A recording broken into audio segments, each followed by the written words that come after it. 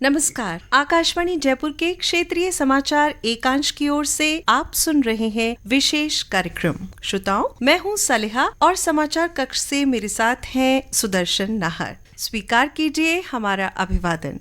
NEP यानी नई शिक्षा नीति माननीय प्रधानमंत्री नरेंद्र मोदी जी की उस परिवर्तनकारी कल्पना को दर्शाता है जिसमें उन्होंने शिक्षा को भारत की विकास गाथा के केंद्र में रखा है। विकसित भारत 2047 के सपने की दिशा में आगे बढ़ने के रूप में नई शिक्षा नीति हमारा राष्ट्रीय मिशन है। पिछले 5 सालों में NEP 2020 को हम कक्षाओं, परिसर और समुदाय तक पहुंचाने में कितना सफल हुए हैं, इसी आकलन पर आज हम चर्चा करने जा रहे हैं। राजस्थान विश्वविद्यालय में वाणिज्य संकाय के विभागाध्यक्ष रहे और प्रोफेसर रहे डॉक्टर राजीव सक्सेना जी से। सर नमस्कार। नमस्कार। आकाशवाणी स्टूडियो में आपका बहुत बहुत स्वागत। सक्सेना साहब, कार्यक्रम की शुरुआत हम करें। नई शिक्षा नीति 2020 जो है वो क्या है और पुरानी शिक्षा नीति से किस तरह भिन्न है? देखिए, अभी तक तीसरी शिक्षा नीति भारत में आई है जी। सबसे पहले 1968 में आई, उसके बाद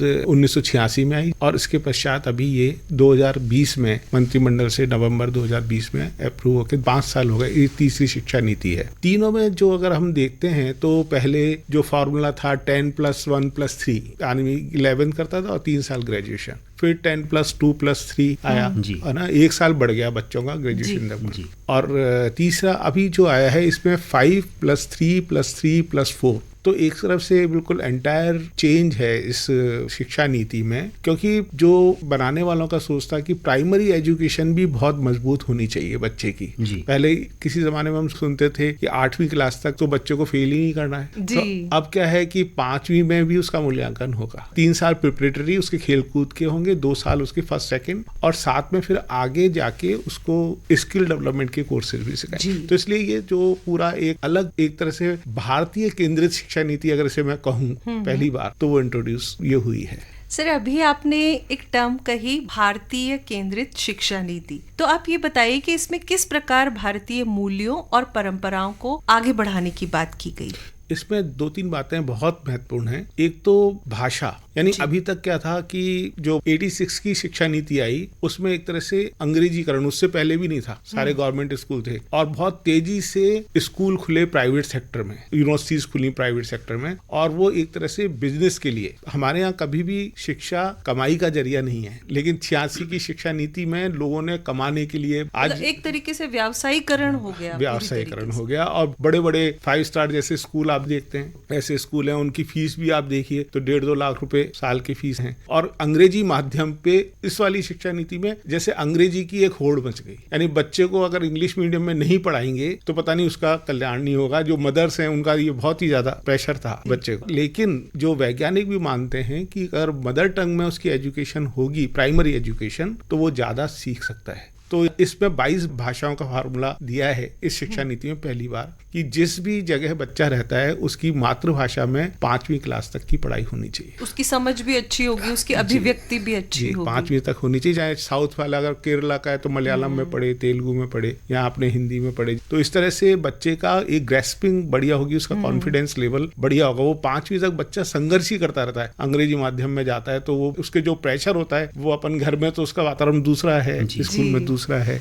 तो वो एक स्वाभाविक अभिव्यक्ति की ओर बढ़ेगा बच्चा, ये मेरा मानना है। साथ में इसमें चरित्र निर्माण और नैतिक शिक्षा पे बल दिया है, क्योंकि बिना चरित्र के कोई भी शिक्षा, हमारे यहाँ पुराने समय से मानते हैं कि अगर उसका कैरेक्टर ही अच्छा नहीं है तो क्या शिक्षा लेके करेगा। आज बड़े बड़े घोटाले करने वाले कोई अनपढ़ नहीं है, वो सब हाईली एजुकेटेड है। तो ऐसी शिक्षा व्यवस्था क्या कि इतने मतलब वो करप्ट बन रहे हैं, तो ये है। तो इस तरह से ये जो चरित्र निर्माण और साथ में उसका शारीरिक विकास भी हो, तो इस तरह की बातें भी शिक्षा नीति, यानी कुल मिलाकर एक समन्वित प्रयास किया गया है। जी सर, अगर हम बात करें कि पढ़ाई के अलग अलग स्तरों पर, तो आपको क्या लगता है कि बच्चों को किस तरीके से रोजगार परक शिक्षा से जोड़ा गया है और किस प्रकार उनके कौशल विकास पे काम किया जा रहा है? ये बहुत महत्वपूर्ण बात है। इसमें प्रधानमंत्री जी का जो एक सपना है कि आत्मनिर्भर भारत बने, और शिक्षा से आत्मनिर्भर भारत कैसे बनेगा। तो जो स्टडीज आई सामने, तो जर्मनी, फ्रांस, यूरोप, पूरे इंग्लैंड, अमेरिका, इसमें वोकेशनल एजुकेशन है। बच्चे को 6th क्लास से उसकी कोई भी स्किल का कोर्स उसको लेना पड़ेगा अप टू 11-12 तक, और वो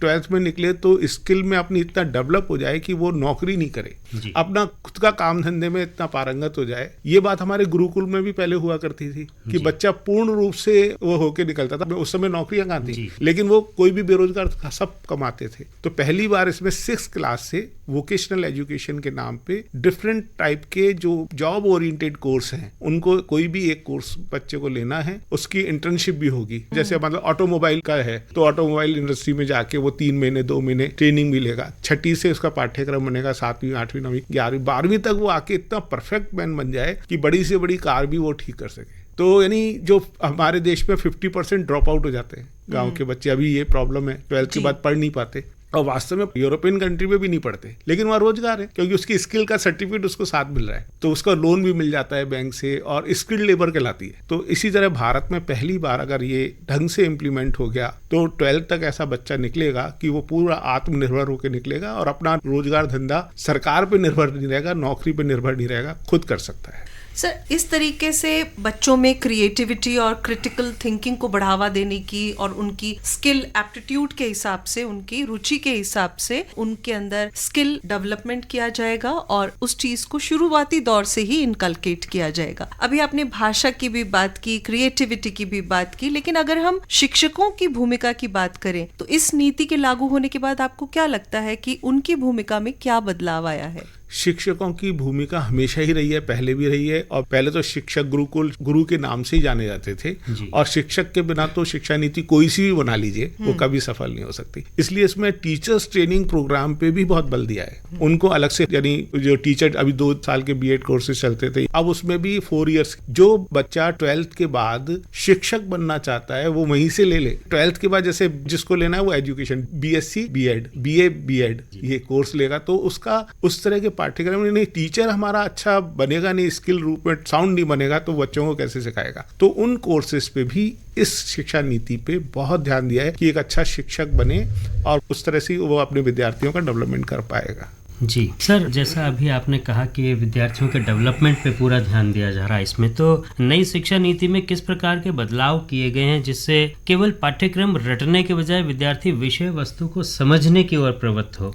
इसमें इस बात पे भी बहुत, मूल्यांकन पद्धति में भी आमूलचूल परिवर्तन किया है जी। पहले तो आपके साल में एक बार एग्जाम होगा या 2 बार होगा, और बोर्ड का एग्जाम हुआ 10th में और 12th में बोर्ड का, उसके आधार पे उसका मूल्यांकन होगा। इसमें मूल्यांकन पद्धति में भी आमूलचूल परिवर्तन किया है। उसका मूल्यांकन 3D होगा, मतलब खुद उसकी 3-3 महीने में जो उसके सेमेस्टर होंगे उसका मूल्यांकन होगा, टीचर्स उसका अलग से मूल्यांकन करेंगे, उसके साथी भी करेंगे। इसमें सबसे बड़ी बात है कि विद्यार्थी अपने साथी विद्यार्थी का मूल्यांकन करके देगा, वो मेरे संग कैसा, साथियों के संग उसका व्यवहार कैसा है, कैसा नेचर है, हाँ। वो देगा, तो उसके भी उसके मार्क्स हैं, और साथ में उसकी एक्स्ट्रा एक्टिविटीज, जो एक्स्ट्रा करिकुलर एक्टिविटीज हैं वो बहुत जरूरी हैं। NCC है, स्काउटिंग है, या कोई अच्छा डिबेट बोलने वाला है, या अच्छा कोई ऐसे लिखने वाला है, तो उसका मूल्यांकन के नंबर मिलेंगे। तो कितना अटेंडेंस उसकी रहती है उसके भी नंबर मिलेंगे। तो केवल एक परीक्षा के आधार पर मूल्यांकन नहीं होगा, सतत मूल्यांकन इस शिक्षा पद्धति में, जिससे विद्यार्थी का सर्वांगीण विकास हो। सर, जाहिर सी बात है, कोई भी नई चीज जब आती है तो अपने साथ बहुत सारी चुनौतियां भी लेकर आती है। जहां तक इसे जमीनी स्तर पर और शहरों के साथ साथ ग्रामीण क्षेत्रों में पहुंचाने की बात है, तो आपको क्या लगता है पिछले 5 वर्षों में आप इसका आकलन किस प्रकार करते हैं? देखिए, 5 साल शिक्षा नीति को आए हुए हो गए, लेकिन अभी राजस्थान में कोई ज्यादा काम नहीं हुआ है। मतलब अभी 1.5-2 साल इस सरकार को भी हो गया है, लेकिन अभी यहाँ पे सब चीजें चल रही हैं। मतलब पूरी तरह से उसको इम्प्लीमेंटेशन के पार्ट पे कहूं तो अभी कमी है, लेकिन शुरू हो गया है यहाँ पे काम होना। तो कोई भी शिक्षा नीति कितनी भी अच्छी आ जाए, उसका क्रियान्वयन अगर ढंग से नहीं होगा तो उसके फल भी नहीं मिलेंगे। तो उसका काम शुरू हुआ है, और मैंने बताया टीचर्स के स्किल डेवलपमेंट के कोर्सेज शुरू हुए हैं, और ये स्कूल नीचे तक जाएंगे तो सारा गाँव के लेवल तक नीचे, अपने तो सरकारी तंत्र, ज्यादातर विद्यार्थी सरकारी स्कूल में पढ़ते हैं, तो इसलिए वो नीचे तक इसको इम्प्लीमेंट करने की बात है। तो कोई भी शिक्षा नीति के 5 साल बहुत कम होते हैं, 25-30 साल बाद किसी शिक्षा नीति के रिजल्ट्स आएंगे जो है, तो वो किस रूप में, उसका भी तब आएंगे जब उसकी क्रियान्विति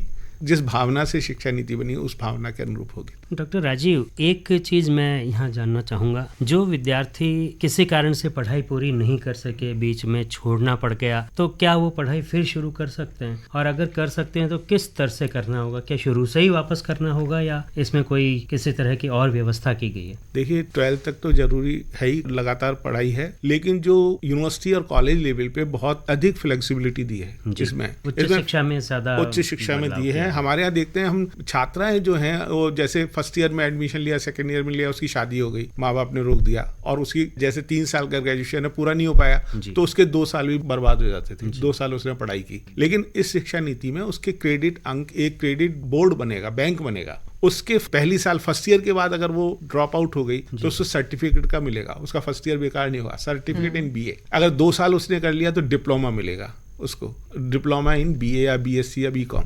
और अगर 3 साल पूरा कर लिया तो उसको ग्रेजुएशन की डिग्री मिलेगी, और 4 साल कर लिया तो उसे पोस्ट ग्रेजुएशन की डिग्री मिलेगी। बीच में कोई अंतराल आया है तो फिर से शुरू किया जा सकता है। मान लीजिए कोई 2 साल बाद किसी बच्चे ने छोड़ दी पढ़ाई किसी कारणवश, तो उसके जो क्रेडिट अंक हैं वो एक बैंक बनेगा, क्रेडिट बैंक, उसमें रिजर्व हो जाएंगे। 3 साल बाद उसको लगता है 4 साल बाद मेरी फैमिली, बच्चे हो गए, मैं दोबारा एजुकेशन में आना चाहता हूँ या आना चाहती हूँ, तो 4 साल बाद वो दोबारा सेकेंड ईयर के बाद 3rd ईयर शुरू कर सकता है। तो जो उसका क्रेडिट स्कोर है, जो उसका बैंक बना है क्रेडिट बैंक, वो उसका यूज हो जाएगा, और 3rd ईयर में जो पढ़ाई करेगा वो उसका ऐड हो जाएगा, उसको ग्रेजुएशन की डिग्री मिल जाएगी। ये एकेडमिक बैंक ऑफ क्रेडिट्स की आपने बात की। जी हाँ, बिल्कुल जी। सर, अगर हम नई शिक्षा नीति के अलावा बात करें कि मोदी सरकार के कार्यकाल में पिछले 10 सालों में शिक्षा के क्षेत्र में आपको क्या लगता है कि क्या महत्वपूर्ण बदलाव आए हैं? देखिए, अभी तक तो शिक्षा नीति पुरानी ही चल रही थी, अभी ये 2020 में आई है। लेकिन हाँ, शिक्षा नीति में मोदी जी का जो सपना है, 3 चीजें उन्होंने फोकस किए हैं। प्राइमरी एजुकेशन बहुत स्ट्रांग हो बच्चे की।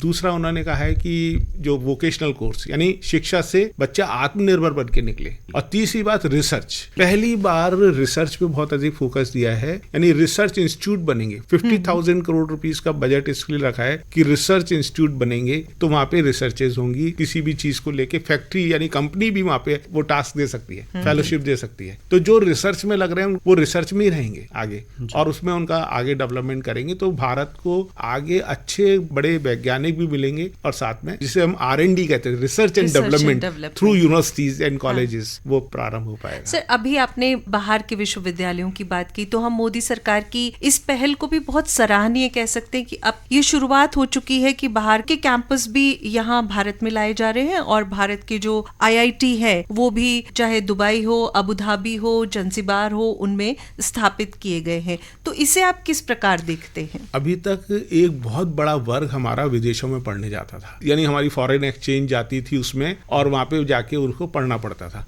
लेकिन अब ये किया है कि वो यूनिवर्सिटीज कैंपस यहाँ भी खोल सकती हैं। तो बहुत से लोग जो अफोर्ड नहीं कर सकते थे वहां जाने के लिए, तो वो लोग भी यहाँ पे इस तरह की शिक्षा को प्राप्त कर सकते हैं। साथ में इग्नू है जैसे हमारा यूनिवर्सिटी, उसके वर्ल्ड वाइड ब्रांचेस हैं, तो वर्ल्ड के लोग उसमें पढ़ रहे हैं। अपने IIT के कैंपसेस हैं तो वो बाहर हैं, तो अब विदेशों के बच्चे भी पढ़ रहे हैं। ऐसे यहाँ पे अगर कुछ कैंपस आएंगे तो यहाँ के बच्चों को उसका लाभ मिलेगा, ताकि वो उस वाली लेवल की, विदेशी लेवल की एजुकेशन को पढ़ सकें, बाहर उनको अपने खर्चे करके जाना नहीं पड़े।